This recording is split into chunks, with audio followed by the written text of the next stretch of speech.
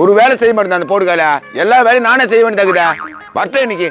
மாப்பிள்ள உங்க அப்பா டப்பா திட்டின்னு பேடினுக்குறான்டா. அது எப்பவுமே திட்டு தானே, திட்டிக்கிட்ட விடு, ஏன்னா காசுல தான் பார்ப்போம். தூக்கி திட்ட மரல பாப்பான். வாங்க சார், வணக்கம், நல்லா இருக்கிறீங்களா? நான் அவங்க அப்பா வணக்கம் வைக்கிறான். எவனா தள்ளி அடிச்சு மண்டி கோயிட்டானா? உன் மண்டியா நான் தான் கோய் போறேன். டேய் எங்கடா போய் பொறிக்க வர இது கூட? கோயில் பத்த மாப்பிள்ள பொறிட்டு வரேன் கேக்குறான். கம்னரா மாப்ள, எப்போ எல்லாம் உன் நல்லதுக்காக தான்ப்பா. என்னங்கப்பா நீங்க வேலை செய்ய போறீங்க? ஏப்பா இல்லப்பா, எல்லா வேலையும் நீ கஷ்டப்பட்டு செஞ்சு நிக்கிறல்ல, அதை பாக்குறதுக்கு எனக்கு கஷ்டமாகுதுப்பா. கஷ்டமாக்குதா?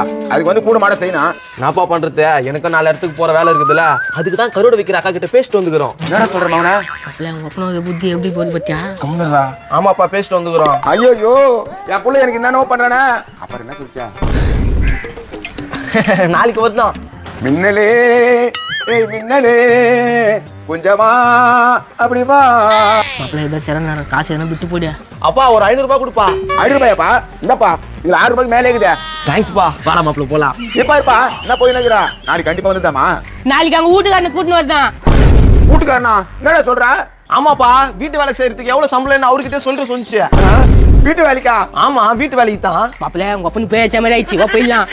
அட பாவீங்களா, நான் என்னமோ நினைச்சேன் அநியாயத்துக்கு 6 ரூபாய் பிடிக்க முடிச்சிங்களே.